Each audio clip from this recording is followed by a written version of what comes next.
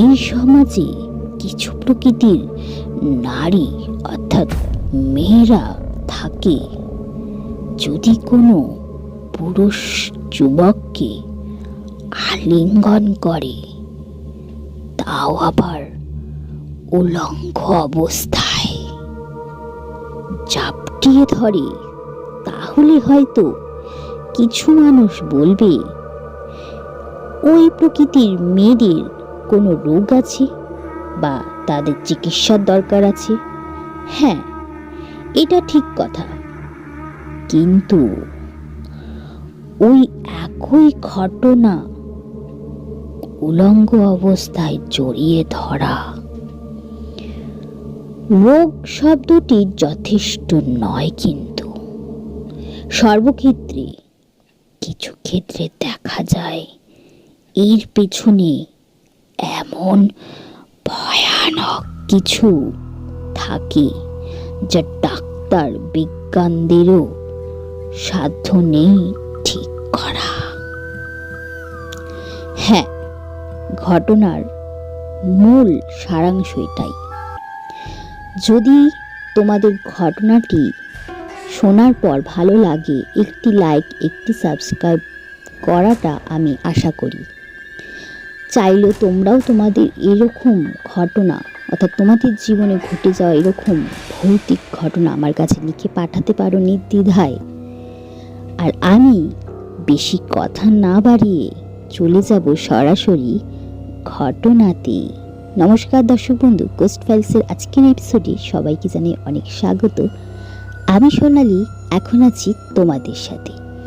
তো চলো চলে যাই এবার সরাসরি ঘটনায়। সত্যি ভৌতিক রিয়েল ঘটনা। ঘটনাটি যে পাঠিয়েছেন তিনি বাংলাদেশ থেকে পাঠিয়েছেন, তার নাম অভিষেক বর্মন। তো চলো ঘটনাটি শোনা যাক। তখন আমি সিলেট বিভাগের জেলা খাদ্য অধিদপ্তরের কর্মকর্তা ছিলাম। আমাদের অফিসটা ছিল সুরমা নদীর কোল ঘেঁষে। আমার অফিস থেকে একটু হেঁটে কিছু দূর গেলেই সুরমা নদীর পাড়ে ঘেঁষে একটা শ্মশান পড়ে। ওই শ্মশানে একটা কালী মূর্তিও ছিল। আর আমরা বেশিরভাগই জানি শ্মশানে শ্মশান কালীর মূর্তি থাকাটাই অনিবার্য। কালী মূর্তিটার সারা শরীর ছিল কালো রঙের, পরনে ছিল কালো ও সাদা লাল পাড়ে একটা শাড়ি। পেছনে কালো এলোমেলো চুলগুলো নিতম্ব ছেড়ে নিচে নেমেছে। এক হাতে ত্রিশূল আর হাতে একটা সাপ। মুখ থেকে অনেকটা বেরিয়ে থাকা লাল রঙের জিহ্বাটা মুখ থেকে ভয়ঙ্কর ভাবে বের হয়ে বুক ছুঁয়েছে। আশ্চর্য, চোখ দুটো কটকটে লাল, ভয়ঙ্কর ভাবে তাকিয়ে আছে। হঠাৎই দেখলে চমকে উঠতে হয়। দিনের বেলা মূর্তিটাকে দেখলে তেমন একটা ভয় লাগতো না, কিন্তু সন্ধ্যাবেলা হলেই প্রদীপের আলোয় দেখলে বুকের ভেতরটা অজানা এক ভয়ে শিহরণ জাগাতো। তখন মনে হতো ওটা একটা মূর্তি নয়, সত্যি জীবন্ত ভয়ঙ্কর এক মানবী। আমি শিহরিত হওয়ার জন্য প্রায় সন্ধ্যাবেলায় যেতাম সেই শ্মশান মন্দিরে। এভাবে ওই সময় প্রায় যেতে দেখে অফিসের দারোয়ান একদিন বলল, স্যার, শ্মশান জায়গাটা তেমন ভালো না, আপনি সন্ধ্যার সময় ওদিকটা না গেলেই ভালো হয়। আমি দারোয়ানের কথা শুনে মনে মনে হাসলাম। এই পৃথিবীতে যা নাই তাই নিয়ে কেউ ভয় পেলে যে কোনো বুদ্ধিমান লোকই হাসতে বাধ্য হবে, তাই না? কিন্তু দারোয়ান বয়স্ক মানুষ, আমাকে হাসতে দেখে মনে কষ্ট পেতে পারে, তাই মনে মনে হাসতে হলো। আমি ওকে প্রশ্ন করলাম, কেন, ওইখানে তেমন কিছু হয়েছে নাকি? আমার কথা শুনে দারোয়ান দুই চোখে বড় বড় করে বলল, স্যার, ওই গত কয়েকদিন আগের ঘটনা। এক পরিবার নতুন বউ নিয়ে সুরমা নদীর পাড় দিয়ে কোথায় যেন যাচ্ছিল, কিন্তু ঘরে ফিরতে ফিরতে সন্ধ্যা হয়ে গিয়েছিল। ফেরার সময় শ্মশানটা যখন পার হচ্ছিল, তখন শান্ত লাজুক বউটা হঠাৎ দৌড়ে শ্মশানের ভেতর ঢুকে গেল। পরিবারের লোকেরা কিছু বুঝে ওঠার আগেই বউটা দৌড়ে কালী মূর্তির কাছে গিয়ে চিৎকার করে বলতে লাগলো, দে মা, ফিরিয়ে দে। স্যার, বিশ্বাস করবেন না, তখন কি যে এক অবস্থা। শেষে বউটি বেহুশ হয়ে ওই কালী মূর্তির পায়ের কাছেই কিন্তু লুটিয়ে পড়ল। তখন আমি পরিবারের লোকেদের বললাম নিয়ে যেতে। আমি ঘটনা শুনে কোনো মন্তব্য কিন্তু করলাম না। ওরেই বা কি হবে, কারণ ওরা শত শত বছর ধরে যে বিশ্বাস বংশ পরম্পরায় বুকে ধারণ করে চলেছে, তা আমি এক লহমায় ওদের অন্তর থেকে মুছে দিতে পারবো নাকি? তাই চুপ করে থাকতে হলো। আমার চুপ করে থাকাকে দারোয়ান কি বুঝলো আমি জানি না। হয়তো সে ভেবেছে আমি তার কথা বিশ্বাস করেছি কিংবা ভয় পেয়েছি। সে আবার বলল, স্যার, এখানে এসেছেন, একটু সাবধানে চলাফেরা করবেন কিন্তু। আমি ওর কথা শুনে কৌতূহলী হয়ে উঠলাম। জিজ্ঞেস করলাম, কেন, কি হবে তাতে? সাবধানে চলাফেরা করতে হবে কেন? এখানে কি দিনে দুপুরে ছিনতাই ডাকাতি হয় নাকি? না স্যার, তার চেয়েও ভয়ঙ্কর ঘটনা ঘটে। যেমন? তাহলে শুনুন। দারোয়ান এক কদম এগিয়ে হঠাৎই আমার কানের কাছে তার মুখটা নামিয়ে, আমি চেয়ারে বসা ছিলাম, ও দাঁড়ানো ছিল কিন্তু। সে বলল, স্যার, এখান থেকে 100-200 গজ সামনে গেলেই বাম দিকে একটা মাটির রাস্তা গেছে, কিন্তু রাস্তাটা তেমন কেউ ব্যবহার করে না, তাই ঘাসে ছেয়ে গেছে। রাস্তাটা ধরে কিছু দূর গেলেই দেখবেন বিশাল এক বড় বাড়ি। মনে হয় অনেক পুরনো দিনের মতো। শোনা যায় ওই বাড়িটি এক বিদেশের এক বিশাল ধনী ব্যক্তি তৈরি করেছে। ওই জায়গাটা আগে একটা দিঘি ছিল স্যার, প্রায় 10 বিঘা জায়গার উপর। ওই লোক 10 বিঘার মধ্যে 2 বিঘা ভরাট করেছে আর বাড়ি করেছে, আর 8 বিঘা দিঘি হিসাবে রেখে দিয়েছে। বাড়িটা কিন্তু খুব সুন্দর নকশায়। এরকম বাড়ি আমাদের সিলেটে আর সেরকম খুব একটা দেখা যায় না স্যার। ওই সুন্দর বাড়িটায় কেউ কিন্তু থাকে না, সম্পূর্ণ নির্জন। বাড়িটা খালি পড়ে আছে। আজ থেকে স্যার অনেক বছর ধরে কিন্তু ওই বাড়িটা খালি পড়ে আছে। কারণ কি, খালি পড়ে আছেই বা কেন তা জানি না, তবে শুনি অনেক কথা। আমি বুঝতে পারলাম বেটা দারোয়ান এখনই আজব আজব গল্প শুরু করে দেবে। তাই তাড়াতাড়ি তাকে কাজের কথা মনে করিয়ে দিয়ে সরিয়ে দিলাম। এরপর বেশ কদিন খুব ব্যস্ততায় কাটলো। প্রায় রাত 10টা পর্যন্ত কাজ করতে হয়েছে। সরকারি প্রকল্পে যেহেতু কাজ করি, তাই সরকারি প্রকল্পের কিছু গম এসেছিল, ওগুলো বুঝে নেওয়া, আবার স্থানীয় নেতাদের মাঝে বিলি করা, এই সবে কেটে গেল কয়েকটা দিন। এইভাবে কাটতে থাকে কয়েকটা দিন। যাই হোক, একদিন বিকেলে অফিসের হিসেব নিকাশ মিলিয়ে অনেকটা অবসর পেয়ে গেলাম। অফিস থেকে বের হয়ে সুরমা নদীর পার হাঁটতে লাগলাম। বেশ ভালো লাগছিল। আমি অলস পায়ে হাঁটতে হাঁটতে শ্মশান পার হয়ে অনেকটা সামনে এগিয়ে গেলাম। আস্তে আস্তে হাঁটছি আর দুপাশে তাকাচ্ছি। সেই সময় হঠাৎ চোখে পড়ল ওই বিশাল বাড়িটা। ভেঙে চুরে যাওয়া লোহার গেটটা দিয়ে ভেতরে পুরোটাই দেখা যাচ্ছিল। বিশাল ঘেরাওয়ের মাঝে বাড়িটা জমকালো দোতলা বাড়ি।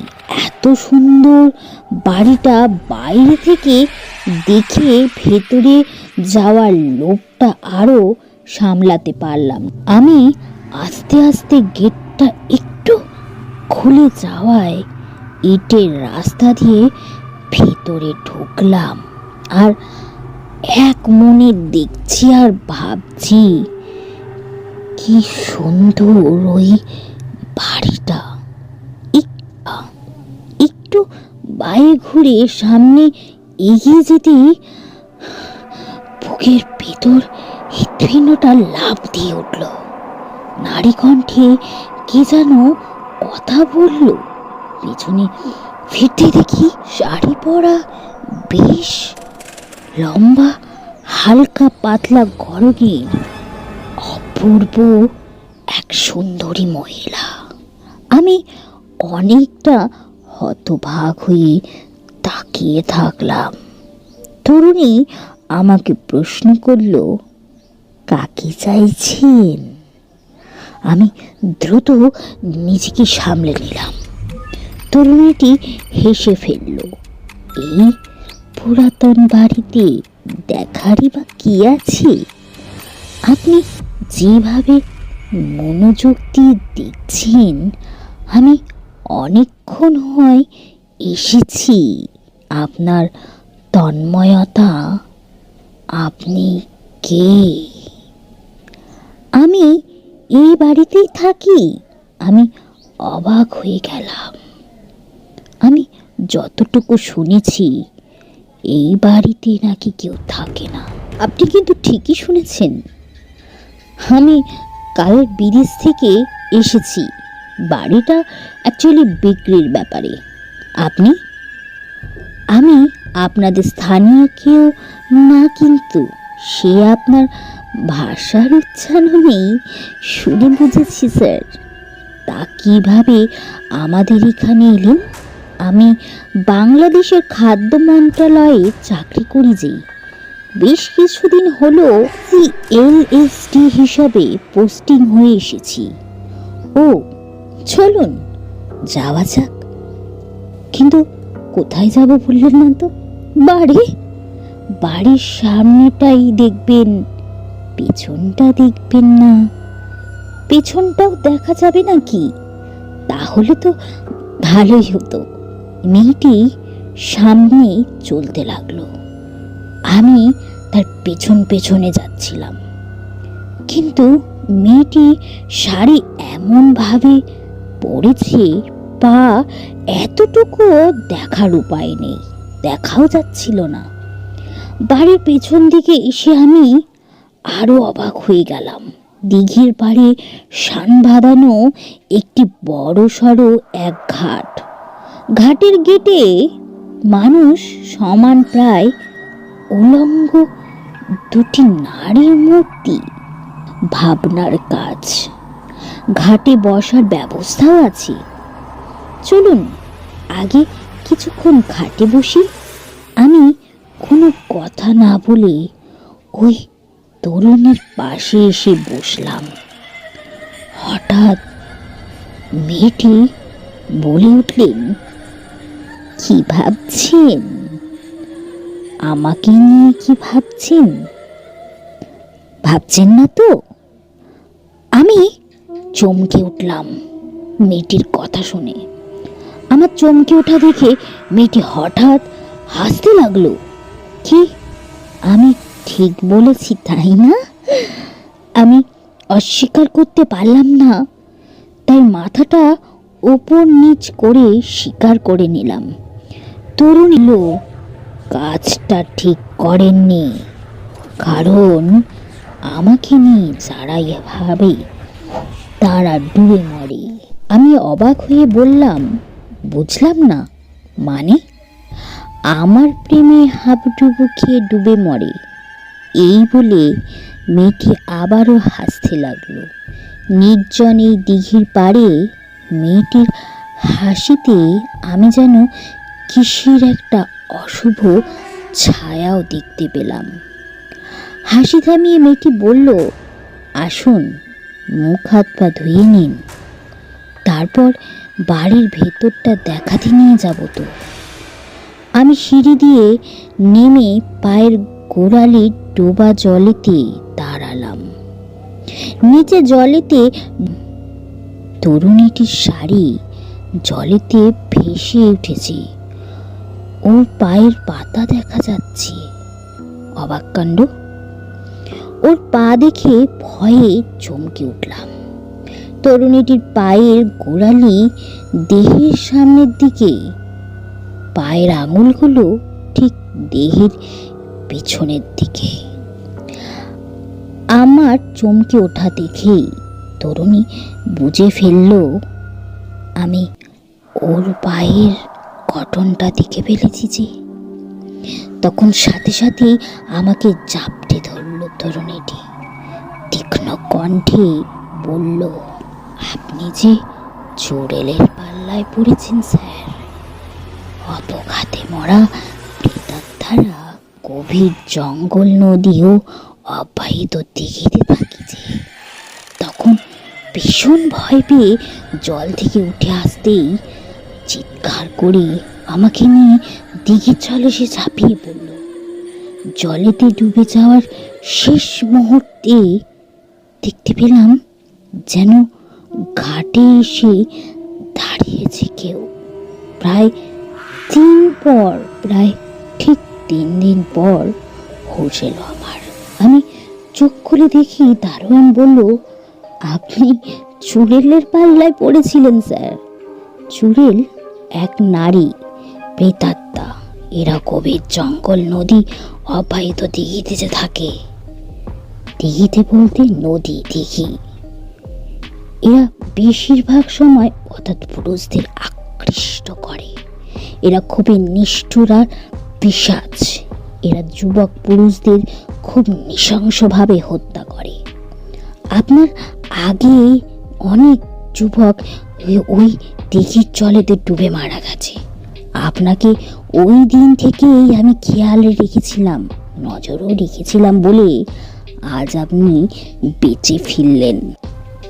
তো ফ্রেন্ডস, ঘটনাটি অর্থাৎ এপিসোডটি তোমাদের কাছে কেমন লাগলো, ভালো না খারাপ, চাইলে কমেন্ট করে অবশ্যই জানাতে পারো। আর ততক্ষণে তোমরা তোমাদের এরকম এপিসোড অর্থাৎ ভয়ঙ্কর ঘটনা লিখে পাঠাও আমার কাছে। আর আমি ফিরে আসছি নেক্সট এপিসোড নিয়ে আগামী শনিবার। Good night.